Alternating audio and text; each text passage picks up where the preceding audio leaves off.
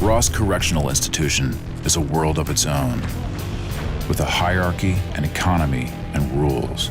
Dram on your back. But if you choose to make it your home, there may be no turning back. For 1 year, National Geographic followed the lives of inmates and officers in the state of Ohio. It's a system bent on making inmates better, filled with convicted felons who might already be worse. Get out of my face. This is a year of hard time.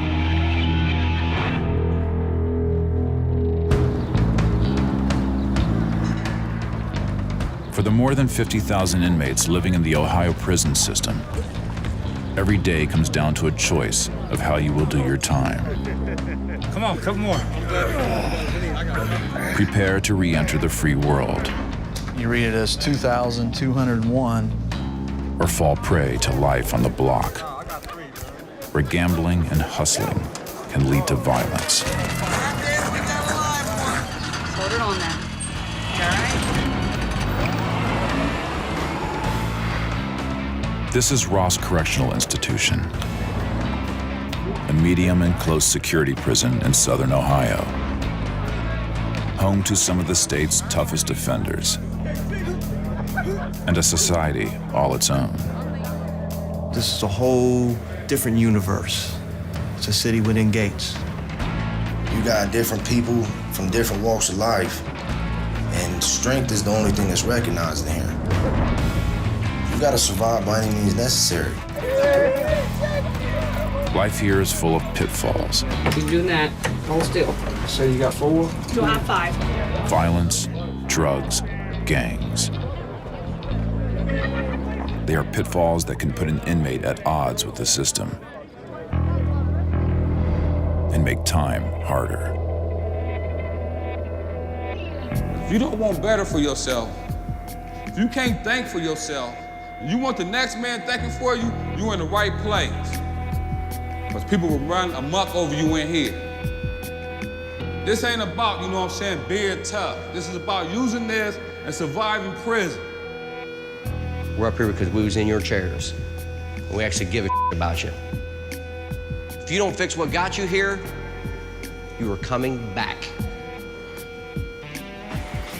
They have apprenticeships here. They have education here. But you got to go after it.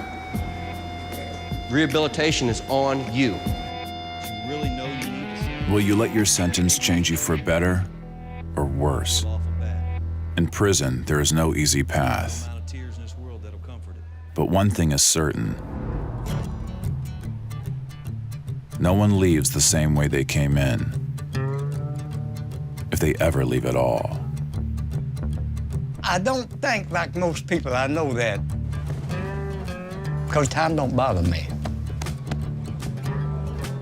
I made the best of this, of a bad situation. Orrin Brumley is a fixture at Ross. How you doing, Godfather? I know everybody here. They all know me. Some people call me, there goes the alarm clock. Because at 10 minutes to 2 every day, I step out that front door on time, every day, 10 minutes to 2. But it never changes. It's a routine. 7 days a week, Brumley mops the floors and cleans the bathrooms in the captain's office and earns $17 a month. Who all wants coffee? You want some coffee? I'll take one. I've done 40 years in prison. Thank you. There's a world of difference in doing time from my first 20, 25 years than what it is today. It's a world of difference. When I started doing my time, you minded your business. You was either a man or you got killed, and I loved it like that. I wish it was back like that.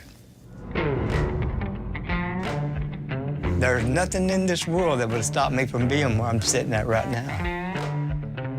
At age 12, I drank moonshine. I'm from the mountains in Kentucky. My dad would wake me up at 4 o'clock in the morning to get drunk with him. I was a cold-blooded alcoholic before I turned 13 years old. Brumley's addictions fueled a life of violent crime. A rap sheet that encompasses 4 decades and began when he was a teenager. March of 1968. That's when I first went to prison. I was 17 years old. I was out burglarizing, stealing everything I could. And I got out, I stole a state trooper's car and ran over top of him. Went to prison, got out again, and I don't remember much. I was on drugs and alcohol. Killed another guy in a bar in Hamilton, Ohio. And I was given 15 to life for that. And I got out again. It would be his last release to the free world. In 2003, wielding a knife, he entered the home of an 80-year-old man. Brumley demanded money, but the victim refused. And Brumley stabbed him 27 times in the neck, chest, and back. His victim barely survived, and Brumley was sentenced to 38 years for attempted murder. A pattern of violence carried forward from his time behind bars. I did stretches in the hole for being drunk. I killed one inmate and stabbed another one. Violence to me, man, it's the answer in here. If they turned me loose today, I'm telling you, I would be in your house tomorrow because I don't know nothing else. And I'll honestly say it, is if they keep you in this prison over 10 years, they should never release you. Either take you out there and shoot you or whatever.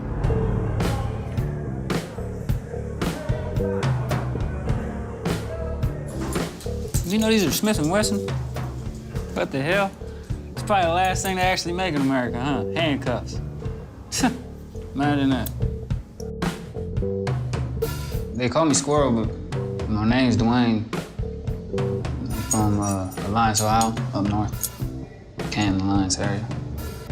That's about it. I've been locked up for a while.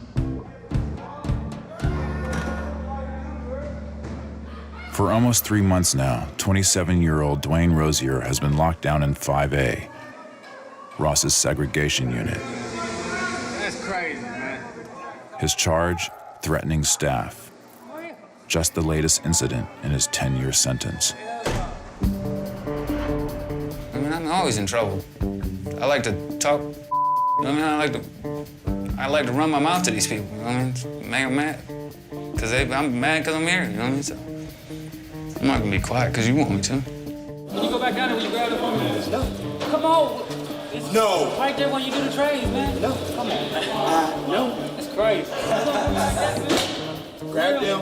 Hell, my suit's open. You handle that. Segregation is restrictive, even by prison standards. Inmates here are cuffed whenever they leave their cells. Locked down 23 hours a day. Few privileges, and no movement. But even here, life goes on. Hey. Hey, Bloom. Damn, dog. And here's everybody knows everybody. Bulldog. I need some aspirin or something, man. If I had a face like that, I need some aspirin too. Ain't no doubt. I have Maxims, I have Esquire, People Magazine, Sports Illustrated Magazine. Better with him, man. So it's like a family, a close-knit family in here, for real. Hey, what's up, man? What's up? Okay, they here, baby. Man, we in there. It's maybe a bunch of idiots and morons and dope fiends, but we're, you know what I mean? We pretty much look out for each other, you know? Hey, come here, man. Here at Ross, Rozier goes by the name Squirrel. and has built a reputation as a troublemaker. Everything's a big game most of the time.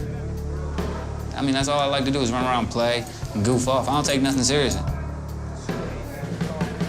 Your development really stops when you come in here. I mean, if you come in here young like that, like I did. Squirrel grew up under state supervision, foster care, and group homes. But 10 years ago, his childhood in the system ended, and his adulthood as a convict began. In 2000, he watched his best friend shoot a man in a botched robbery and helped him hide the gun. Squirrel was 17 years old, and over the last decade, the Ohio prison system has become home. You people on the streets, they know that their family raised them to get up every day, go to work, and they seen their mom and dad interact and do this and do that. So that's what they know. So this is what I know. Like, if you could put me in any prison in the state of Ohio, or probably any state, they're probably all pretty much the same. And within 24 hours, I can tell you where to get anything. Who's got weed, who to buy a shank from, who's got a store, who's shooting tattoos. And you get in tune with the place, I guess. You know what I mean? It's like instinct, animal instinct. You know, just takes over. 10 years ago, Squirrel chose his path and made a life for himself in prison. But now, it's a life that's about to come to an end.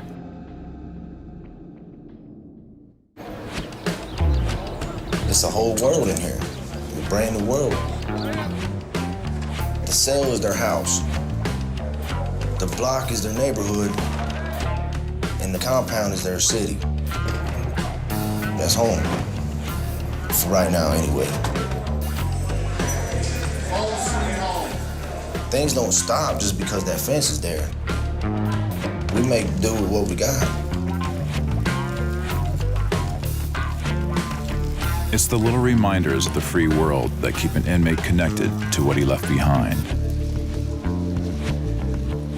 But for those facing life sentences, like David Stonestreet, prison could be the only reality they'll ever know.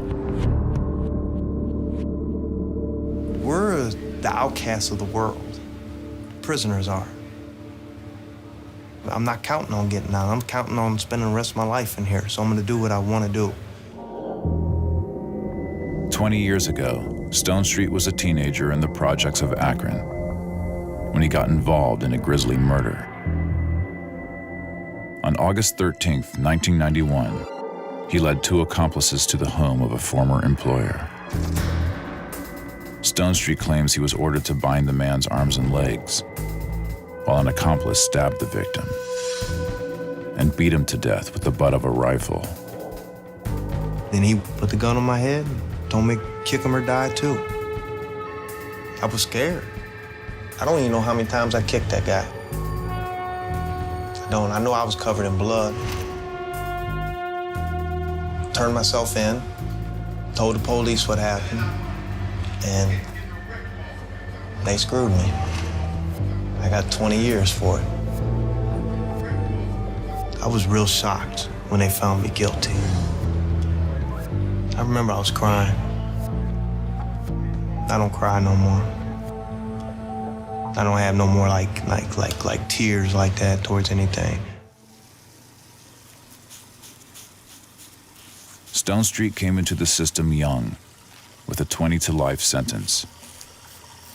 And to get through his time, he chose to transform, to leave Stonestreet behind, and become Twiggy.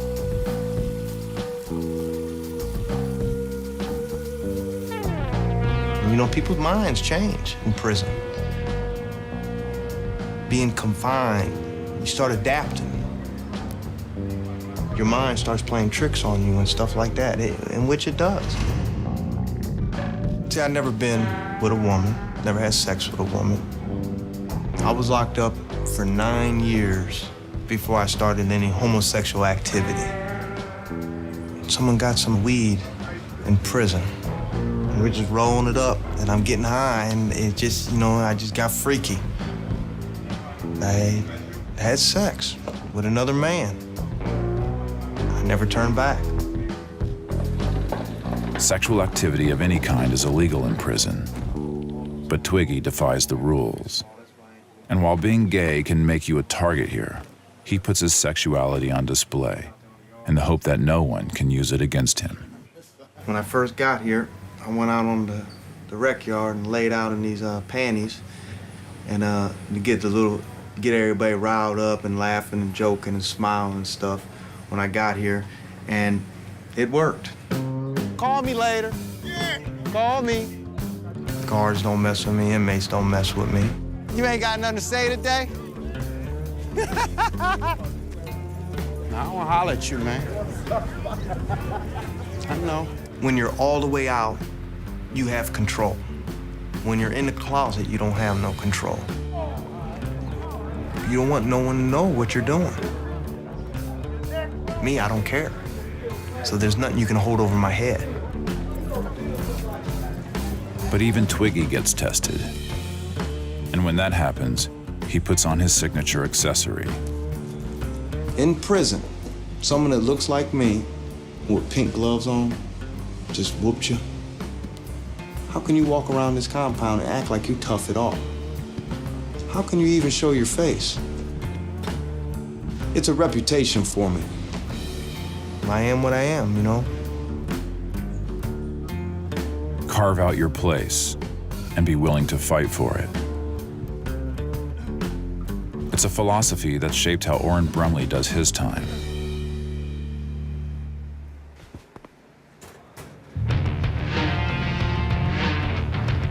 Even the 20-year-olds can't keep up with me. I'm kind of proud of that, too. I want to be able to fight back if one of these youngsters taking anything from me. Or just to beat them so bad that they won't never do it again.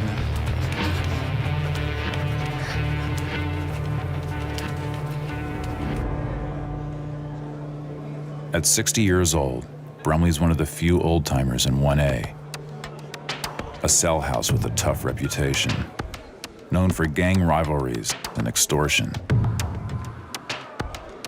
Tensions that have lately led to violence. There have been 2 major fights here in the past month alone, both instigated by young inmates. Officers quickly control each incident and uncover the suspected cause: theft. For Brumley, it's just another reminder of changing times. Man, it's hard in here right now. I can't adjust to these new people. I'm like an old dinosaur. I can't change. I mean, I can't listen to their music. I don't like the way they wear their pants down to their knees, and I can't relate to them. With 40 years lived behind bars, Brumley's seen the prison system change. Today, it's a far cry from when he says he did time on his own terms. Oh, that was beautiful. I used to love doing time. You had to be a man. You had to respect everybody around you. And that's the way I like it. It was real strict. If I came to you and I borrowed a pack of cigarettes off of you and I told you I would pay you tomorrow, and when tomorrow comes, I just ignore you, don't say nothing to you, I know that I'm going to get killed. Anybody that steals off of somebody else, or if I tell on you for something, I should be killed. Now that's my way. I can't change from that way of thinking because I loved it like that. The convict code of how to do time may have changed. But for young inmates, prison isn't any easier. And many of them think that power and protection lie in the numbers. Clicking up, joining a gang. Surviving out there is different than surviving in here. I don't care what anybody says. When you come to prison, if you're not in a gang or hang with a certain group of people, within 6 months you're gonna, you know what I mean? That's just how it is. Before I was some little white kid that listened to rap and smoked a lot of weed. came to the joint, I was probably about 130 pounds. I used to get whooped on because I had a mouth like I was 6'6". I tried to adapt, you know, the best way I could from being the person that I was on the streets and then coming in here and trying to be that same person. I found out quickly that wasn't gonna work, you know? That's when I changed who I was, became what I became. Squirrel wears his transformation on his skin, emblems of time served. Prison tattoos are a common sight at Ross. They swear allegiance to a gang or a memory. But outside these gates, their meaning can change, for the worse. I got a big red swastika on my side. Who walks around with a big red swastika tattooed on their side with a skull and some horns? Who does that? I mean, that's not normal, but in here it's normal. Back when you're a teenager, all these guys now, these tattoos on their face and stuff, they don't know when they get 50 and 60 years old, their skin starts to wrinkling, them old tattoos, man, they don't realize that right now, I mean. When I was out for a while there, and I felt like a freak looking like this. I'm not gonna hide anything that, you know what I mean, that I went through, or, you know what I mean, did while I was here. It's a part of who I am now, but at the time it felt necessary. But now thinking back, it might not even have been necessary, man.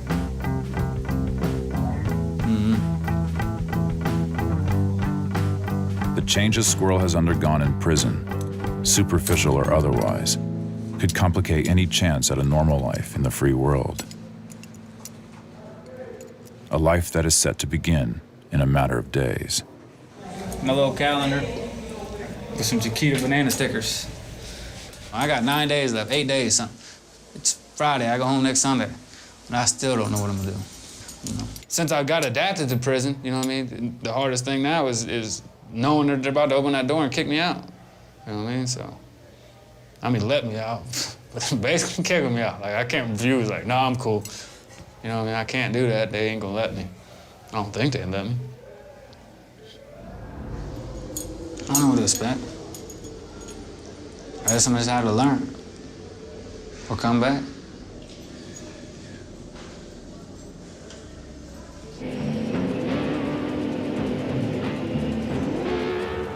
The state of Ohio has built its prison system around an organizing principle: rehabilitation through work. You just don't lock people up. You need to rehabilitate them. We're actually teaching somebody something that they can get out and help their families or help their loved ones out and try to give back to the community. Inmates who choose to stay out of trouble can get on-the-job training.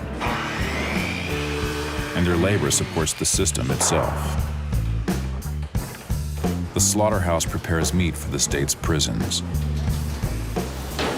The machine shop repairs its trucks. And they are all jobs that pay.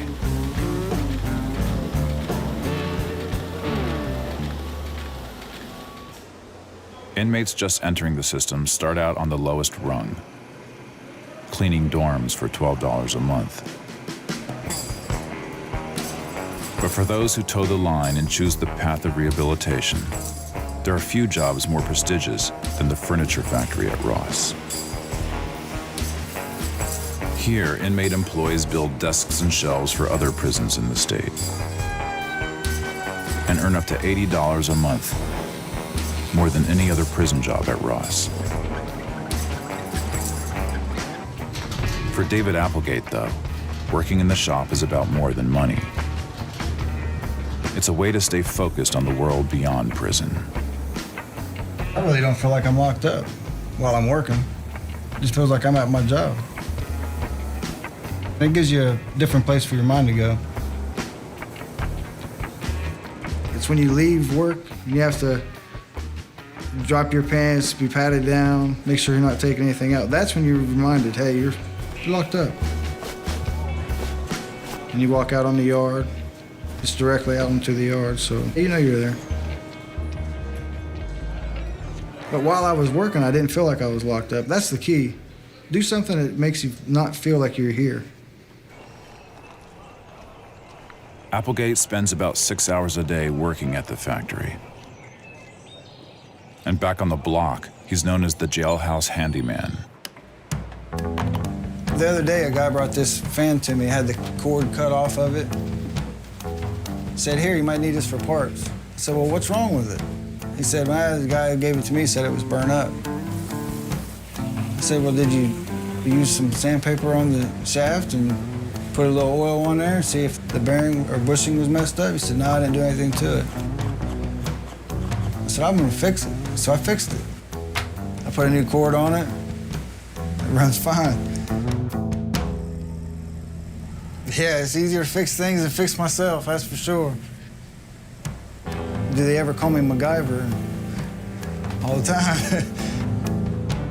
Repairing other inmates' appliances is a small-time hustle for Applegate.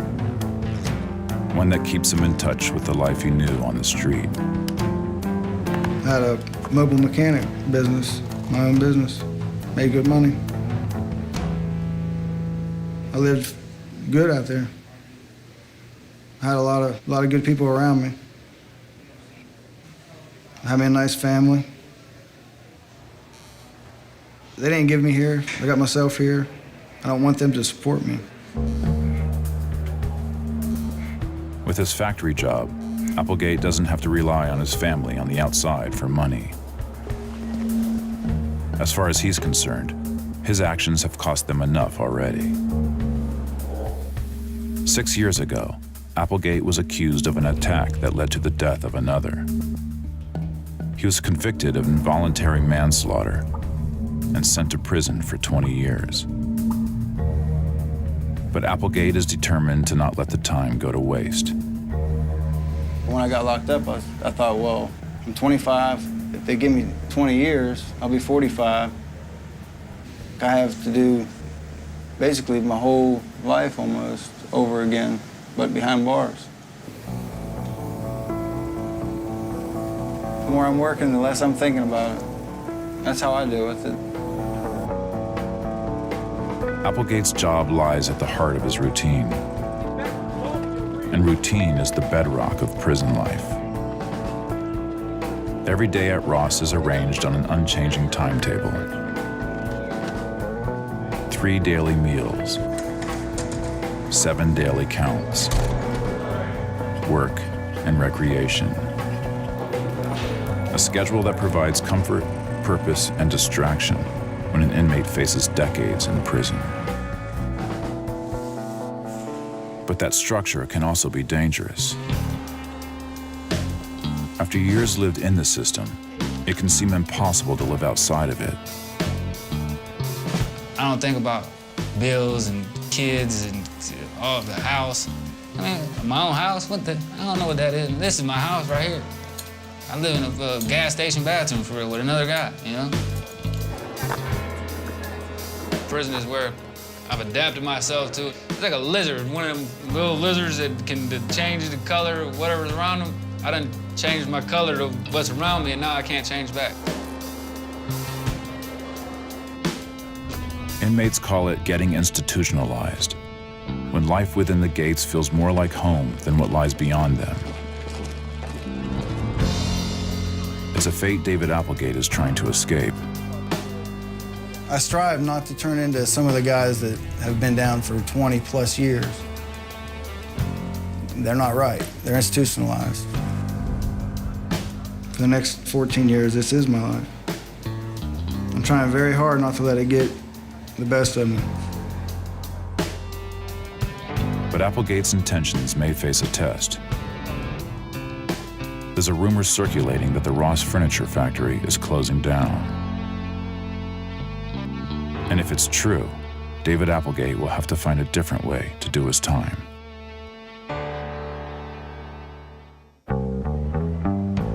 You gotta have commitment to get through this. To come inside prison and don't do nothing with your life is basically saying that you done gave up on life. Because right here is the best place to get yourself together because you have nothing but time to find your real self. And if you look hard enough, you will find your real self.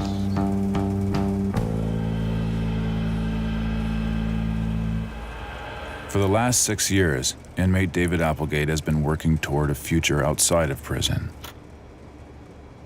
He's an employee at the Ross Furniture Factory, where inmates can make 6 times as much as other prison jobs in the state.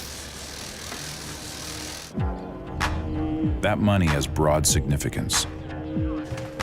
An inmate's income becomes credit, which is used at the prison store to buy commissary.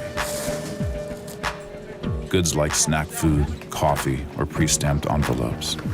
Back on the block, these store goods become valuable commodities, traded for anything from home-cooked meals to tailoring. I used to draw for some people. Now I really only tailor pants. These were a little bit wider when I started, and I'll just sit there, take and fold them over and sew them like clear up to the knee. So that way they're more of a straight leg. I charge about 3 coffees, which is about $6. It's pretty much like $1 an hour, almost. I guarantee all my work, so you can bring it back for free.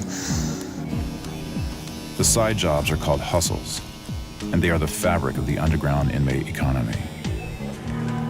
A hustle, it's like a job, you know what I'm saying? It's like a job because everybody has to do something in order to survive. You gotta get money somehow. Ohio makes sure every inmate gets a minimum of $12 a month in state pay for their prison job. Some inmates have friends and family on the outside putting money on their books. Others rely on what they earn at their prison jobs to buy commissary. You can order out for some underclothes or go grocery shopping. With this, I'm allowed to buy extra. You know, things I want instead of things I need. And some people like to send money home to their family. This is a better job to do that. But today, Ross has made an announcement. Orders for furniture in the prison system are down, so the state has decided to close the factory stores. It was rumor for the longest. It was a rumor. And then it came down, yeah, we are shutting down. They said that the economy out there is just so bad that nobody's buying furniture. You can't produce furniture if no one's buying it. Even prison isn't immune to the pressures of the outside economy. And the inmate employees will have to find other ways of getting by. Without programs, how's a man supposed to rehabilitate? They're not gonna be able to. So what are they gonna do? They're gonna fall back to what they know out there on the street, you know, hustling.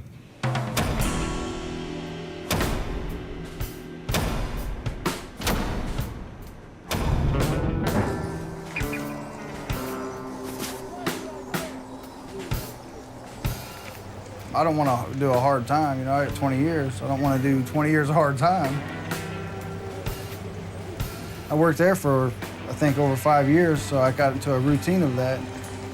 Now that's gone. It's like it started all over again in here, you know? Then you realize just how much you get caught up in, you know, being here, this atmosphere.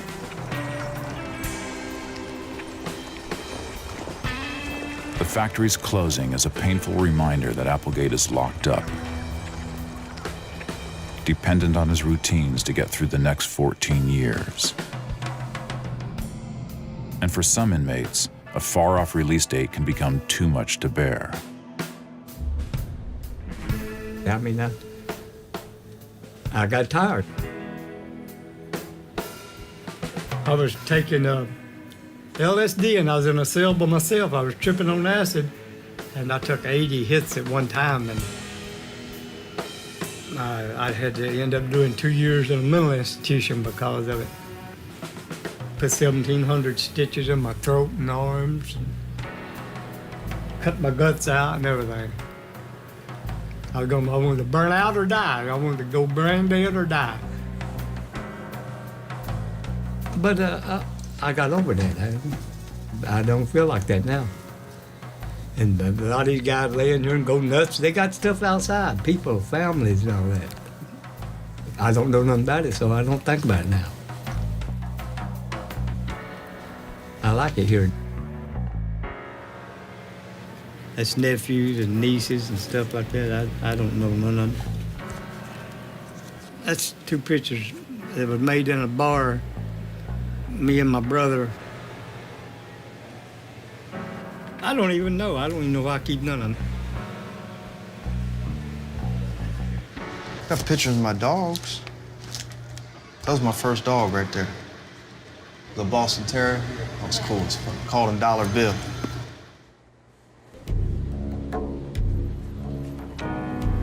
Life. I missed most of my teens, all my 20s, and I'm about to miss all my 30s. So when I go out there, I don't even have no life. What do I know in here? I ain't learned nothing. I don't know what's out there on the outside world. I don't. Everything I watch on TV. To love and movies and everything like that, that's what I think the outside world is. I don't know if I am gay or not. If I got on the street, would I be doing what I be doing right now? I don't know. I don't know. Yeah, I watch TV. Yeah, I understand a little bit of what's going on out there. But man, I don't know what's going on out there. I don't know how to survive out there, you know what I mean? Everybody, I mean, every human being, you fear change. Like, even if you hate something you're doing in life, you don't want to change it because you don't know if it's going to be better or worse what you change it for. Sometimes it just seems inevitable, like you're going to come back. Like, it's hard to imagine not being back, you know? It's hard to imagine not being here, for real.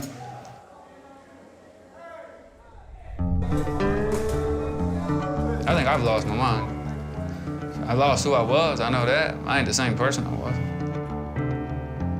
But I've changed a lot these 10 years, you know? Changed a lot. But for real, I'm still a little kid, man. For real, I think like a 16-year-old, for real. 27 years old still.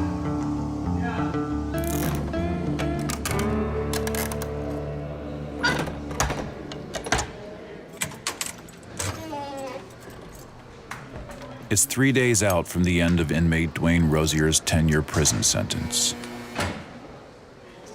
And he's leaving segregation for one of the first times in 3 months to start the release process. These are the first steps to freedom, what every inmate goes through before getting out. Rozier, What's up? I don't know my social security number. give me your name and number. Rozier 389352. What's your date of birth? 11283. All righty. Last name, number, and date 2/19.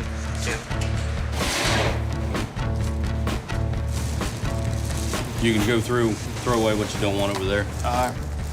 Fill this out for me. It's a forwarding address. Gets to the mail room and all that. So what are you taking home with you? Just mail. The rest of it, I'm throwing everything else away. Throwing everything else away? Yeah. You had $5.42 on your personal account. You get $75 cash gate money. That's a total of $80.42 that you'll receive on Sunday when you leave. Let me see. Address mine. What the hell is this? The prison makes sure every inmate has a way home once he's released. IHS. You follow her? If he doesn't have a ride, he will be taken to the bus station. Over here, young man. A friend is picking Squirrel up at the front door on Sunday. A necessity for an inmate who hasn't been outside the gate in 10 years. If you set me outside that gate right now and said, okay, go home, and I was on my own, I'd look at you like you were retarded. Like, okay, yeah, sure. Where the hell do I go? What the hell is this building? I know there's a road out there, but I don't know what road it is, which way, when I got on that road, which way I'd have to go.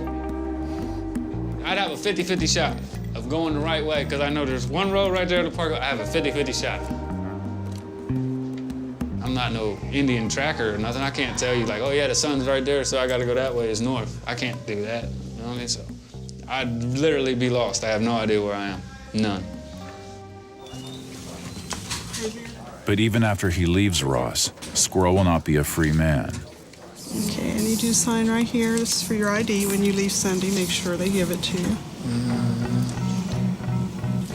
They have you reporting Monday at the Canton APA office. He's been assigned to a transitional center to help him adjust to life in the free world. If he violates his parole, he could return to prison for another 5 years. I got 24 hours before I got to turn myself into the halfway house. I want to get out there and drink and pop pills and stuff. I don't want to turn myself back in. Sometimes I think I'm gonna try and be out there and be good. I tell myself, like, man, you're gonna get out there, you can do good if you want to. But I mean, do I really want to? And it took 10 years of my life for nothing. I really want to give them 6 more months? I don't know. We'll see. You know what I mean? One way or the other, we're gonna find out. Definitely gonna find out. Pack your own stuff. I ain't letting 4 or 5 guys come out and help you go across the yard. Across camp, another inmate is undergoing a change of his own. If you got any problems when you get over to the unit, stop up the office and see me if you need anything. Orrin Brumley is being moved to another cell house. His current block, 1A, is being turned into a 20 and under dorm. They switching the dorms over to 20 and under. I guess they trying to isolate, the little troublemakers. It's just like juvenile prison. These kids are gonna go around and beat the out of each other. They don't know anything. They don't know how to do time. What's up, Jim? The young ones, they've took it over. This is our joint now. You old-timers got to step aside, you know. But Jesus, I'm happy to step aside. Look what they've done to the system. I mean, yeah, they can have it. If I got to go out there and drop my pants down to my knees, my dirty underwear hanging out in everybody's face, walking around here with old baggy look, they can have it. I done got too old to be out there messing around with these youngsters and going crazy. Even in prison, times change. And now, after 40 years in the system, Orrin Brumley must make way for the next generation.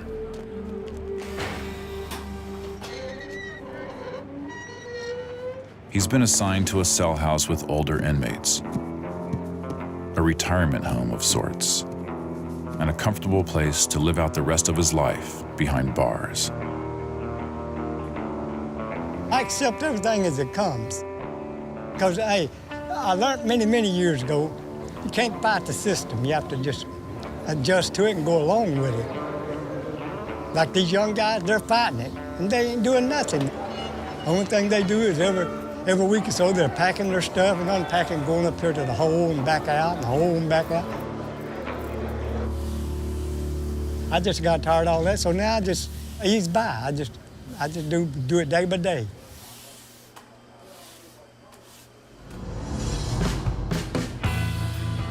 Finna be released back into society. That's where the real test come in at. Are you gonna hold strong to your belief, or are you gonna fall back?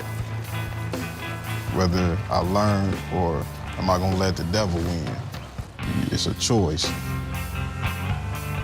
It's been nearly 4 months since the closing of the Ross Furniture Factory, and David Applegate has found a new job. He's working in the maintenance shop, manning the spray station. But rather than earning $80 a month, his salary has been slashed to just $20. Like being a CEO at a company and now you're just a regular, ordinary worker. That'd be your pay cut. Working at the furniture shop made it a little easier. The lower salary means leaner times, and a road ahead that may have gotten that much longer. I don't try to wrap my head around doing 20 years. I just take it day by day, year by year, until it's over. That's the way I have to do it.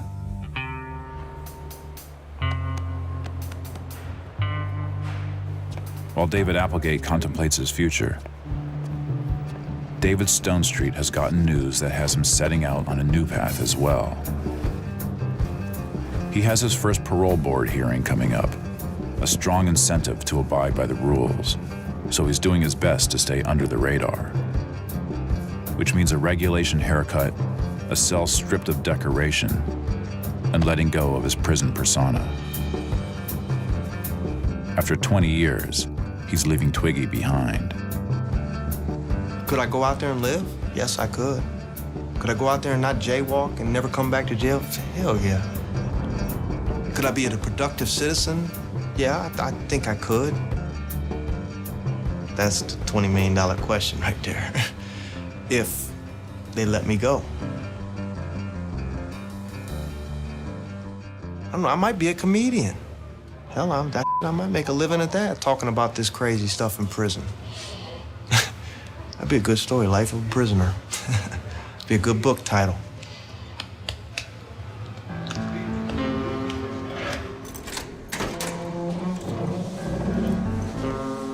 Across camp, Dwayne Rozier's life as a prisoner is about to come to an end.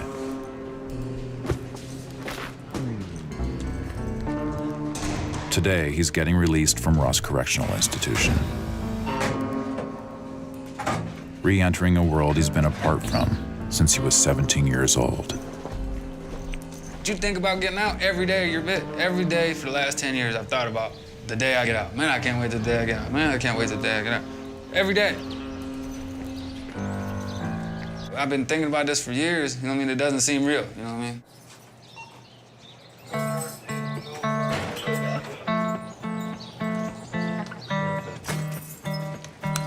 I ain't never had a job, never had a car, never lived on my own, nothing, no. I ain't never used a cell phone, been on a computer, none of that. I ain't never did none of that. They still wearing pagers when I was out there. Everybody had pagers.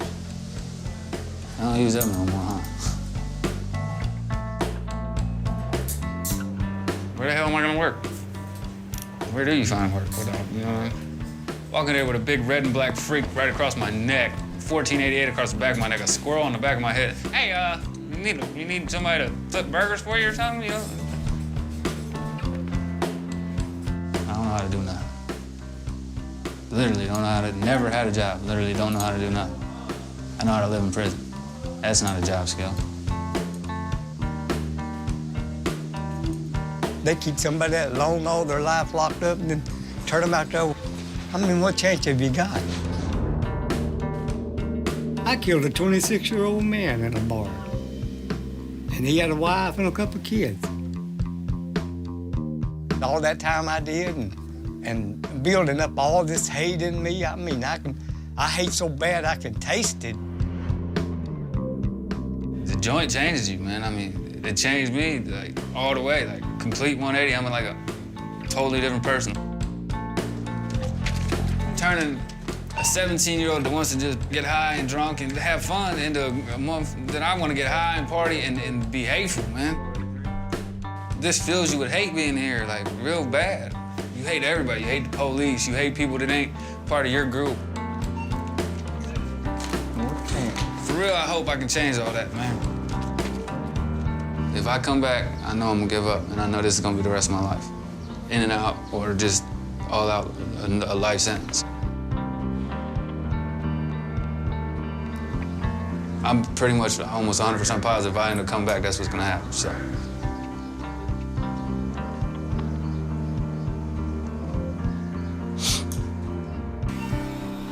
This is it? This is it?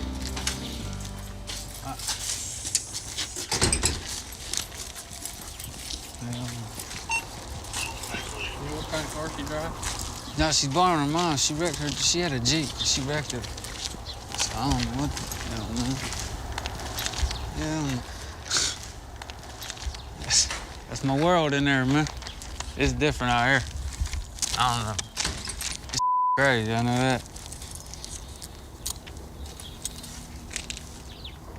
Damn, that's crazy. Now what do I do? Wait on her, man.